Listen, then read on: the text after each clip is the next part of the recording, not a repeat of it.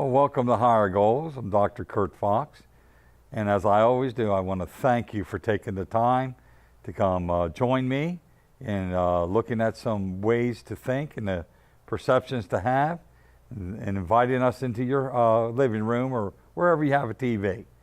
So thank you. Today we're going to talk about why people's dreams, they give up on them. Why people have quit dreaming. The number is because the how is up to God is the title of today. People don't dream anymore because they can't see how it's going to happen. They look at life or they look at the things that they would like to do and they go, well, I'm not rich enough, or I'm not smart enough, or I've never done that before, or I'm not strong enough. And all of those are excuses as to why we don't pursue our dreams. We don't see how things are going to happen. Most of the people end up from that just reacting to life instead of being proactive. They react to it or they live in a default mode. What happens, happens, and they, say la vie. Whatever will be. And they use, phrases like that to determine the way in which they approach life in a reactionary mode as opposed to a proactive mode because they can't see how it's going to happen. People that have done anything in their life, all the great avatars of the past that invented things, when they got started, they never knew how they were going to achieve what they saw. They didn't see how the telephone was going to work, or how the internet was going to come to be, or television mesmerizes me. They could take a picture of me here, send it through the air, and then somehow it comes out there looking better than I do here. So that always amazes me. And they don't see how anything can be done. But the avatars of the past didn't see the how, but it didn't stop them. Have you allowed not knowing how it's going to happen stop you? Have you quit dreaming because you don't know how it's going to happen? Have you limited yourself because you perceive yourself to be inadequate or not have enough money or enough education? And so that you say, all those limit me and exclude me from accomplishing great things. And I believe that we're all called to great things. Jesus, when he was there with the 5,000, he asked Philip, where are we going to feed these 5,000 people? Philip turned it into how are we going to feed these 5,000? Because see, that's human nature. Jesus didn't ask how, he already knew how he was going to do that. In fact, the scriptures said he already knew what he was going to do. See, the how, God already knows. But he was testing Philip, so that Philip, when he said, where are we going to feed these people? I mean, when Jesus said, where are we going to feed these people? Philip turned it into a how. And Philip said, well, we have enough money to feed everybody one bite. Or here's 5 loaves and 2 fish, but what is that amongst so many? See, the thing is you got to realize that the how is up to God. 100% the how is up to God. It is his domain. It is not your domain. It is not part your domain and part God's domain. The how is 100% God's domain. I like what it says in Proverbs chapter 3, verses 5 and 6. It says, trust in the Lord with all thine heart. Lean not to your own understanding. In all thy ways acknowledge him, and he will direct thy paths. If there was ever any scripture that talked about the how, it's this one. It says, trust in the Lord with all thy heart, lean not to your own understanding. See, the reason why we want to lean to our own understanding because we want to explain the how, so that we then can make a determination whether or not it's possible. But when we leave the how up to God, all things are possible. That's why you just simply need to trust in the Lord with all thine heart. lean not to your own understanding. You know, in life, we can never write the script about how God accomplishes anything.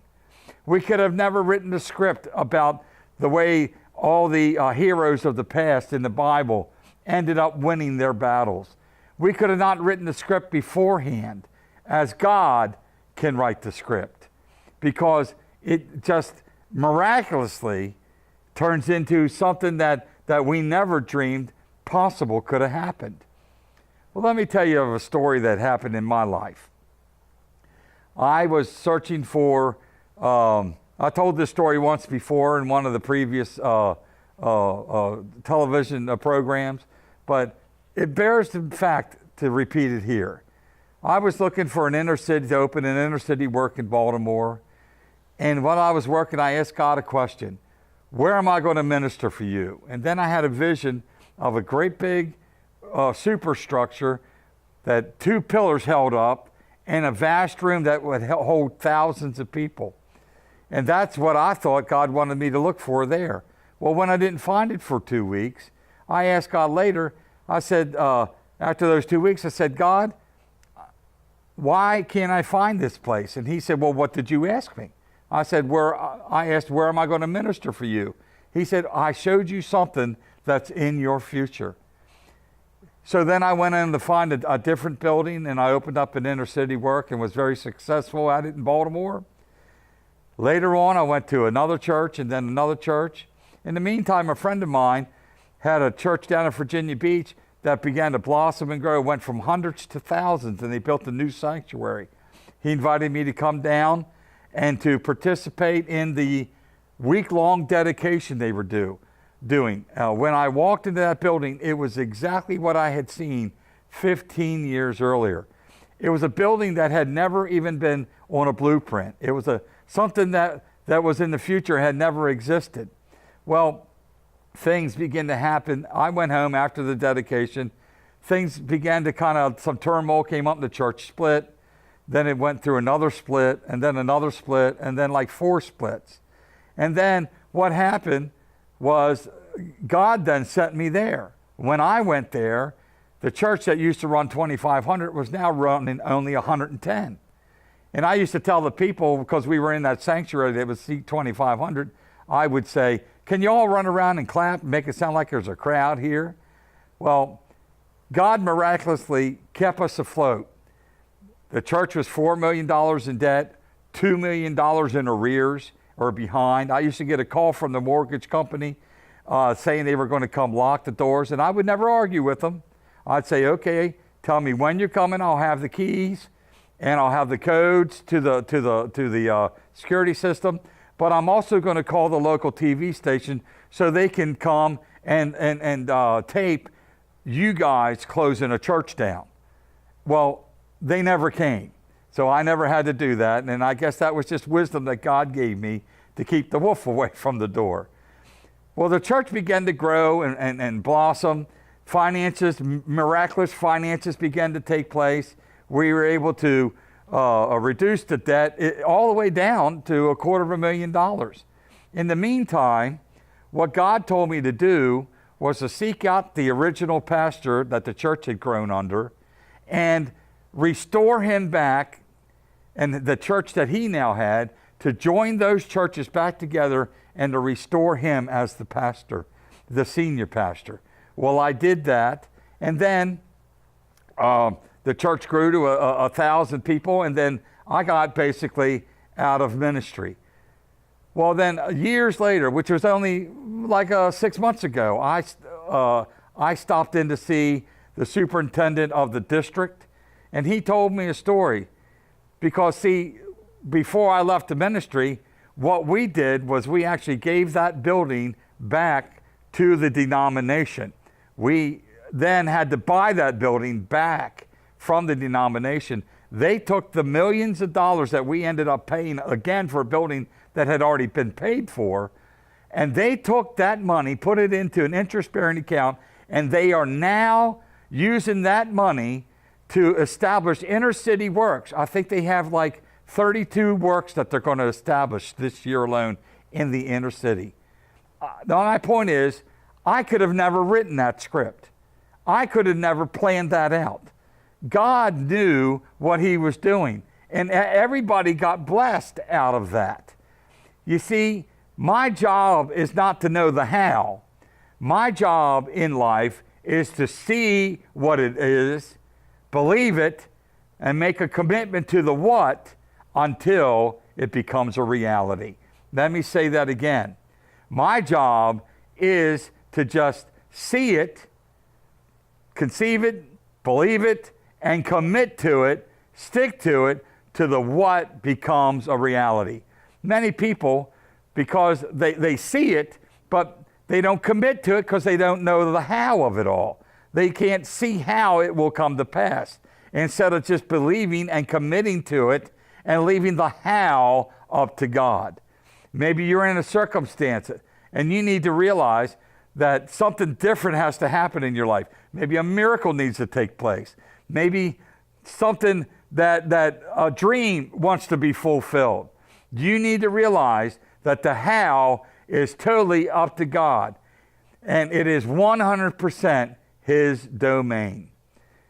God will move the whole universe to make it come to pass.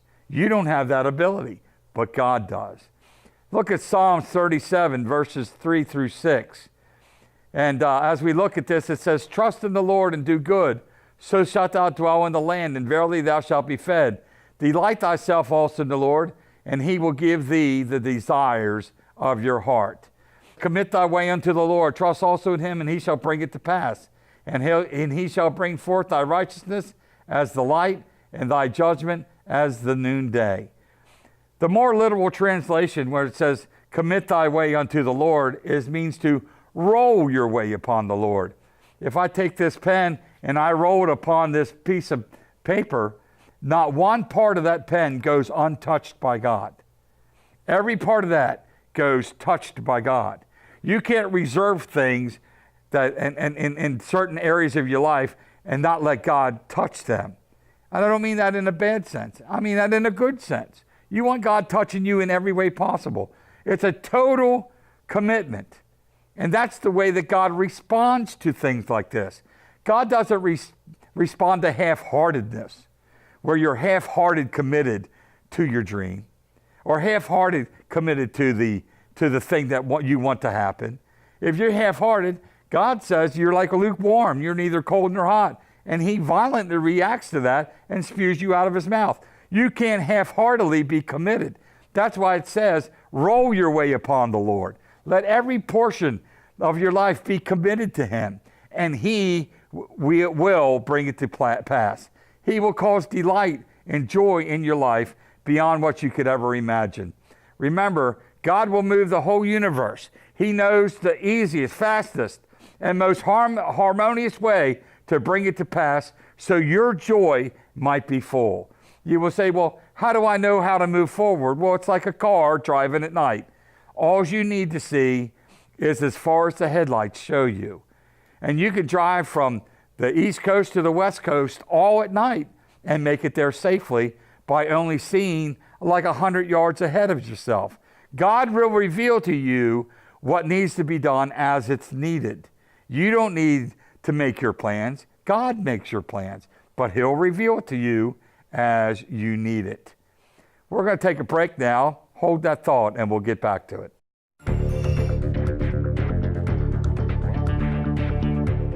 Hello, I'm Dr. Kurt Fox, here to tell you about my new book that's coming out, The Will of God Simplified. So many books have been written and complicated the fact that it's so easy to know God's will. And after people have heard the sermons and teachings, they've all come up with an OMG moment. Is it really that easy? Well, that's what my book will show you. Thank you.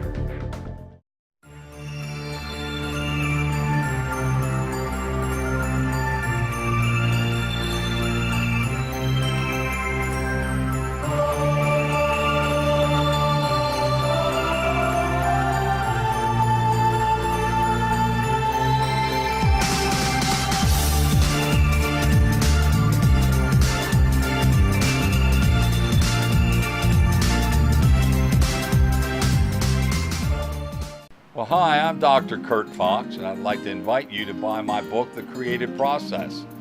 See, everybody in their life is waiting for God to come take control of their life. But really, God's up there waiting for you to take control of your own life through the ways that He shows you how to do that. It's what my book talks about, how to bring conclusions and how for you to become a deliberate creator of your own life. Welcome back. Well, let's move onward here with the how is up to God. Now, if we control the how, and there's a lot of A personalities out there, people that love to control everything all around them and in their own life, or if they feel that they're not in control, that it's out of control. Well, it's out of their control. But if we leave the how up to God, He has unlimited sources. He has unlimited resources. You are limited in your ability. You are limited in your resources. But when you leave the how up to God, God then employs and engages all that He has at His disposal. The Israelites were battling the Amorites, and in Joshua chapter 10, verses 12 through 13, we see here that God intervenes for them. In Joshua chapter 10, verses 12 through 14, it says, "Then spake Joshua to the Lord in the day when the Lord delivered up the Amorites before the children of Israel. And he said in the sight of Israel, Sun, stand thou still upon Gibeon, and thou, moon, in the valley of Ajon. And the sun stood still, and the moon stayed, until the people had avenged themselves." Look at this. God caused the universe to completely stand still. God caused the universe to stand still so that the Israelites would be able to overcome the Amorites. You would say, well, why didn't God just send down lightning bolts and kill the Amorites and let the sun go on? Because, see, God writes the scripts. He could have sent a windstorm to kill all the Amorites. He could have done a lot of things, an earthquake, to kill all the Amorites. But He chose, in fact, to cause the universe to stand still. That's why you need to leave the how up to God. See, when we go into prayer, we not only pray about what we want, we then start telling God how to do it, when to do it, who to do it to, for how long to do it to. We begin to counsel God on the scripting of how it should all come to pass. When I learned this in my life, I got so quiet before God because I learned that I was always trying to counsel God in the how and who and the when and the where. Now I just concern myself with the what, and that's my part of the job. Now the sun stood still for almost a day. King Hezekiah, when he was challenged by the prophet that he was going to die, he said, well, what would you have me do as a sign? He said, well, have the sun move back 10 degrees. Well, that ended up fulfilling a whole day that NASA even has to count on and count in their calculations that the universe stood still for today. They call it the missing day. Well, see, God not only can cause things to stand still, but He caused the universe to move backwards. There is no way that you or I could accomplish such a thing. You and I could never even script that out because we couldn't even imagine that could happen. Well, when you leave the how up to God, once again, you are then trusting that God will bring all of His resources, all of His abilities, all of His wisdom on how to bring about the end result. Your job is just to see it, believe it, and commit to the end result. That's all that you have to do. And if you do that and leave the how up to God, now in the middle of it, you're going to want to try to go back and grab onto the how it's going to happen. Somewhere near the end, you're going to go and you're going to try to grab onto the how again to determine how it's going to end. And all you'll do is you'll take it out of God's hands and put it into your own. Now, why would you want to do such a thing as that? Take it out of God's hand and put it into your own. leave the how up to God. Mary and Martha had a brother named Lazarus, and he was sick. So they called for Jesus. And when they called for Jesus, they said, would you please come? Lazarus is sick. Well, Jesus tarried where he was 4 more days. And during those 4 days, Lazarus died. And when he stood there and Mary and Martha accused him of, why didn't you come when he was sick? Well, see, Jesus even wept. The only place where we say where Jesus really wept. Although he, and he was touched by this, by their pain.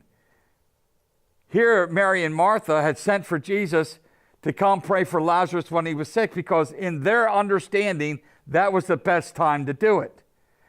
But see, Jesus tarried for 4 days and came when Lazarus was dead. Now, if I was to ask you, which one would you rather pray for, somebody sick or someone dead? Would you rather pray that they would be healed or raised from the dead? Well, see, to God, neither one is easier or harder than the other. 4 days later, Lazarus, who was sick but now dead, came forth and was healed and alive.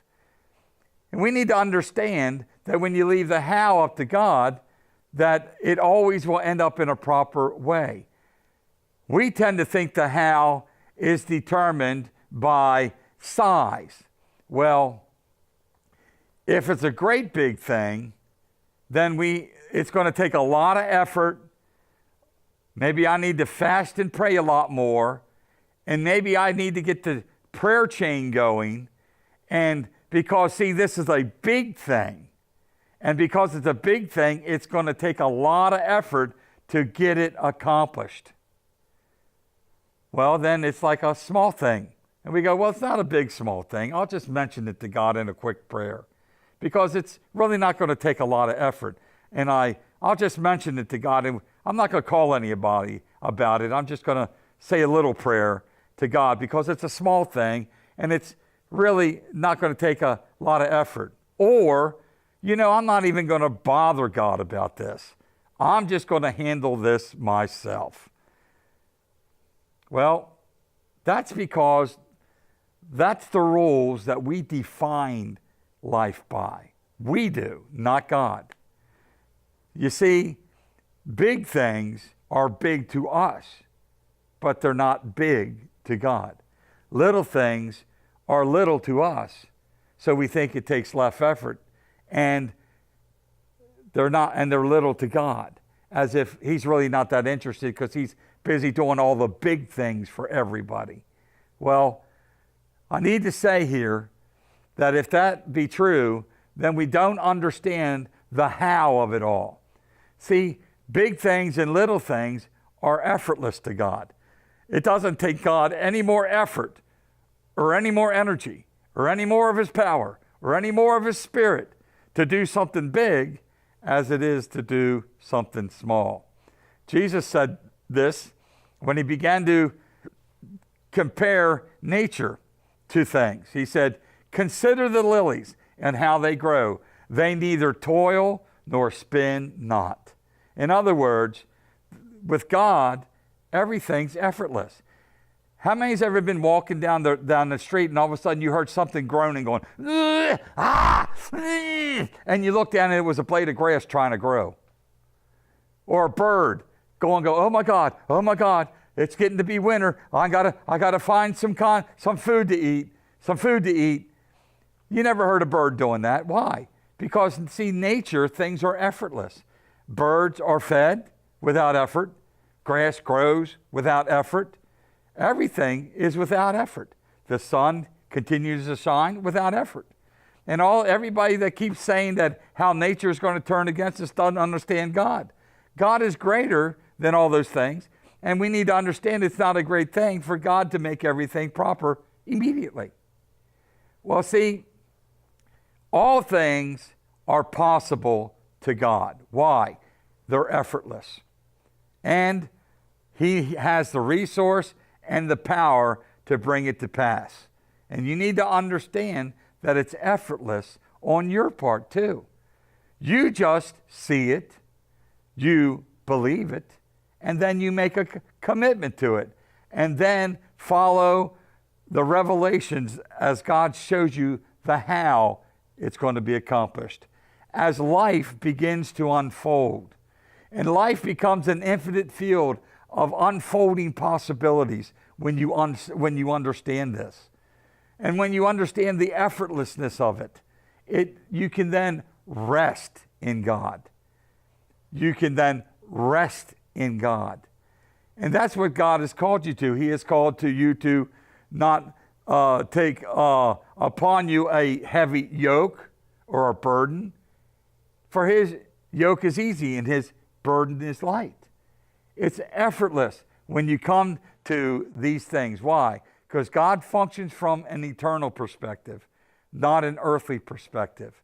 When you begin to apply the eternal principles to your life, you begin to see that they're effortless. How would you like to go into battle and all you had to do was sing praises to God and the enemy is defeated? To sing a song. Well, if I sang a song, I could understand people getting sick, maybe even dying, and maybe even beginning to run. But to sing praises and the whole army of the enemy is utterly destroyed just by singing praises. Well, see, life becomes effortless when you understand and you accept the how is 100% God's domain. It's up to God to script it out. Once again, you only have to see it, believe it, and commit to the end to trust in the Lord with all thine heart and lean not to your own understanding. Well, let's close out with another prayer that I pray every time. Father, I pray that everybody out there would receive a wisdom and a spirit of revelation in their life, and that the eyes of their understanding would be enlightened, that they would understand what God has for them 100% in their life. I would encourage you to go to the website and purchase the book. I talk a lot about what we talked to today in greater detail. God bless.